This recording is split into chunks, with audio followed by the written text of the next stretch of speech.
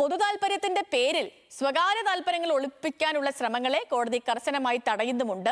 ജനങ്ങളുടെ അവകാശങ്ങൾ സംരക്ഷിക്കുന്നതിനും ഭരണകൂടത്തെ ഉത്തരവാദിത്തത്തിലാക്കുന്നതിലും പൊതുതാൽപര്യ ഹർജികൾ ഇന്നും ശക്തമായ നിയമോപാധിയായി തുടരുകയാണ്. ഈ വിഷയത്തിൽ ആധികാരികമായി തന്നെ ഈ വിശകലനങ്ങളുമായി നമുക്കൊപ്പം ചേർന്നത് ലീഗൽ ഡെസ്കിൽ നിന്ന് ഷപ്നയാണ്. Shapna, good evening. ഇപ്പോൾ ഈ പൊതുതാൽപര്യ ഹർജിയെക്കുറിച്ച് ഞാൻ ഇത്രയും ആധികാരികമായി പറയാനുള്ള ഒരു കാരണം തന്നെ ഇന്ന് കോടതിക്ക് മുന്നിലെത്തിയ ഒരു ഹർജിയാണ്. അതും നമ്മൾ ഈ പറയുന്ന പോലെ തന്നെ DK ശിവകുമാറുമായി ബന്ധപ്പെട്ട് അദ്ദേഹത്തിന്റെ നേതൃത്വത്തിൽ പുതുതായി രൂപീകരിച്ച മന്ത്രിമാരുടെ കൗൺസിലിന്റെ ഭരണഘടനാ സാധുതയെ ചോദ്യം ചെയ്ത് സമർപ്പിച്ച പൊതുതാൽപര്യ ഹർജി. ആ ഹർജിക്കാണ് കോടതി പിഴയിട്ട സംഭവം. അപ്പൊ ആ സംഭവത്തെക്കുറിച്ച് ആദ്യം ഷപ്ന ഒന്ന് പറയണം. പിന്നെ മാത്രമല്ല, ഇപ്പൊ നമ്മുടെ സമൂഹം പൊതുതാൽപര്യ ഹർജികളുമായി ബന്ധപ്പെട്ടുകൊണ്ട് വലിയ ചർച്ചകളൊക്കെ നടത്തിയ ഒരു സമൂഹമാണല്ലോ. അപ്പം ഓർമ്മയിൽ നിൽക്കുന്ന പ്രധാനപ്പെട്ട വലിയ പൊതുതാൽപര്യ ഹർജികൾ, സമൂഹം ചർച്ച ചെയ്ത ഹർജികൾ അങ്ങനെയൊക്കെ ഉണ്ടോ? സേതു സൂചിപ്പിച്ചതുപോലെ തന്നെ വിശദമായി തന്നെ ഈ പൊതുതാൽപര്യ ഹർജികൾ എങ്ങനെയാണ് കോടതിയിൽ ഫയൽ ചെയ്യേണ്ടത്, അതിൻ്റെ നിയമവശങ്ങൾ എന്താണ്, ആർട്ടിക്കിൾ 226 ആർട്ടിക്കിൾ 34 പ്രകാരവും ഒക്കെ സുപ്രീം കോടതിയിലും ഹൈക്കോടതിയിലും ഈ ഹർജികൾ നൽകാം തുടങ്ങിയ കാര്യങ്ങളൊക്കെ സേതു വിശദീകരിച്ച് തന്നെ പറഞ്ഞു. അത് പ്രേക്ഷകർക്ക് മനസ്സിലായിട്ടുമുണ്ടാകും. ഏതായാലും ഇന്ന് കോടതിയിലുണ്ടായ സംഭവം ഈ കർണാടക ഹൈക്കോടതിയിൽ നിന്നുള്ള വാർത്തയാണ്. സേതു പറഞ്ഞതുപോലെ തന്നെ ഇന്ന് ഈ വിഷയം ഇത്തരത്തിൽ ചർച്ച ചെയ്യാനുള്ള സാഹചര്യം തന്നെ അതാണ്. ഹൈക്കോടതി കർണാടക മുഖ്യമന്ത്രിക്കെതിരെ ഒരു ഹർജി വരുന്നു. അതിനുശേഷം ഈ ഹർജി ഈ മന്ത്രിസഭാ രൂപീകരണവുമായി ബന്ധപ്പെട്ടാണ്. മന്ത്രിസഭാ രൂപീകരണം ശരിയായ രീതിയിലല്ല, ഭരണഘടനാ വിരുദ്ധമായിട്ടാണ് മന്ത്രിസഭ രൂപീകരിച്ചത് തുടങ്ങിയ കാര്യങ്ങൾ ഉന്നയിച്ചാണ് ഒരു പൊതുതാൽപര്യ ഹർജി ഹൈക്കോടതിക്ക് മുമ്പാകെ എത്തുന്നത്. ഈ പൊതുതാൽപര്യ ഹർജി പരിഗണിക്കുമ്പോൾ കോടതി തന്നെ പറയുന്നു ഇത് പബ്ലിസിറ്റി സ്റ്റണ്ടാണ്, പബ്ലിസിറ്റി സ്റ്റണ്ടുമായി കോടതിയിൽ വരരുത് എന്ന് പറഞ്ഞ് ഹർജിക്കാരന് 50,000 രൂപ പിഴ അടപ്പിക്കുകയാണ് എന്നുണ്ടായത്. ഈ പബ്ലിസിറ്റി സ്റ്റണ്ട് എന്ന തരത്തിലുള്ള പ്രയോഗം അത് നിരവധി കേസുകളിൽ സുപ്രീം കോടതിയും അതോടൊപ്പം തന്നെ ഹൈക്കോടതി അടക്കമുള്ള കോടതികൾ പറഞ്ഞിട്ടുണ്ട്. കാരണം ഈ പബ്ലിക് ഇൻട്രസ്റ്റ് ലിറ്റിഗേഷൻ, അതായത് പില്ല് എന്ന് പറയുമ്പോൾ തന്നെ കോടതികൾ പലപ്പോഴും അതിനെ പറയുന്നത് പബ്ലിസിറ്റി ഇൻട്രസ്റ്റ് ലിറ്റിഗേഷൻ, അതായത് ഈ ഇത്തരത്തിൽ പബ്ലിസിറ്റിക്ക് വേണ്ടിയിട്ടുള്ള നടപടിക്രമങ്ങൾ, അല്ലെങ്കിൽ മറ്റൊന്ന് രാഷ്ട്രീയവുമായി ബന്ധപ്പെട്ട് പൊളിറ്റിക്കൽ ഇൻട്രസ്റ്റ് ലിറ്റിഗേഷൻ. ഈ രീതിയിലൊക്കെ പൊതുതാൽപര്യ ഹർജികളെ പല രീതിയിൽ വ്യാഖ്യാനിക്കുന്നുണ്ട്. കാരണം ഇത്തരത്തിലൊക്കെയാണ് ഈ പലരും പബ്ലിസിറ്റിക്ക് വേണ്ടിയിട്ട് പൊതുതാൽപര്യ ഹർജിയുമായി കോടതിയെ സമീപിക്കുന്നു എന്ന വലിയ ആക്ഷേപം നിലനിൽക്കുന്നുമുണ്ട്.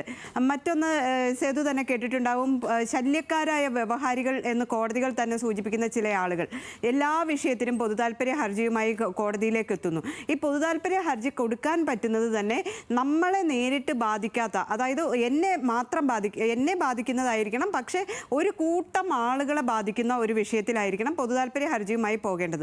അല്ലാതെ ഏതെങ്കിലും ഒരു വ്യക്തിയെ ടാർഗറ്റ് ചെയ്തോ അല്ലെങ്കിൽ എന്തെങ്കിലും ദുരുദ്ദേശത്തോടു കൂടിയോ ഒക്കെ ചെല്ലുമ്പോഴാണ് കോടതികൾ ഇത്തരത്തിൽ പിഴ ഇടുന്നത്. നമുക്കറിയാം, കേരളത്തിൽ തന്നെ പൊതുതാൽപര്യ ഹർജിയുടെ വലിയൊരു ഇഫക്റ്റ് ഉണ്ടായ ഒരു കേസ് ഈ പാതയോരത്തെ പൊതുയോഗം നിരോധിച്ചുകൊണ്ടുള്ള കോടതി ഉത്തരവ് ഹൈക്കോടതി നിരോധിച്ചത്. അതൊരു പൊതുതാൽപര്യ ഹർജി കൂടി വന്നതായിരുന്നു.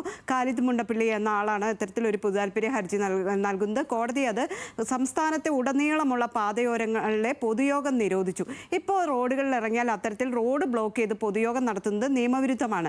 കാരണം ഈ കഴിഞ്ഞ സർക്കാരിൻ്റെ കാലത്തൊക്കെ നടത്തിയ സെക്രട്ടേറിയറ്റ് സമരങ്ങളുടെ പേരിലൊക്കെ കോടതി ആ വിഷയത്തിൽ പിന്നീട് ഇടപെടുന്ന ഒരു സാഹചര്യം ഉണ്ടായിരുന്നു. അതുപോലെ റോഡുമായി ബന്ധപ്പെട്ട് റോഡിലെ കുഴി അടക്കമുള്ള കാര്യങ്ങൾ അത് ഈ മുൻ സർക്കാരുകളുടെ കാലത്തൊക്കെ പൊതുതാൽപര്യ ഹർജിയിലൂടെ വന്ന വിഷയമാണ്, ഹൈക്കോടതിക്ക് മുമ്പാകെ വന്ന വിഷയമാണ്. മറ്റൊന്ന് ഈ ആധാറുമായി ബന്ധപ്പെട്ട പൊതുതാൽപര്യ ഹർജികൾ.